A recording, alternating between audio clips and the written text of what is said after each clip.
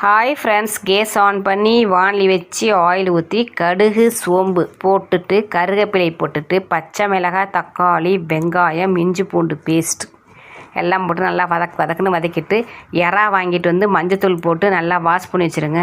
அதை உள்ளே இறக்கி விட்ருங்க.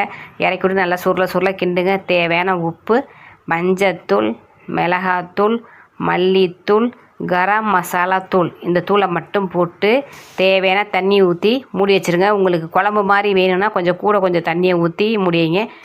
கிரேவியாக வேணும்னா கொஞ்சமாக தண்ணி ஊற்றி மூடி வச்சுருங்க. 4 நிமிஷத்துலேருந்து 5 நிமிஷத்துக்குள்ளே அவங்க வெந்துருவாங்க.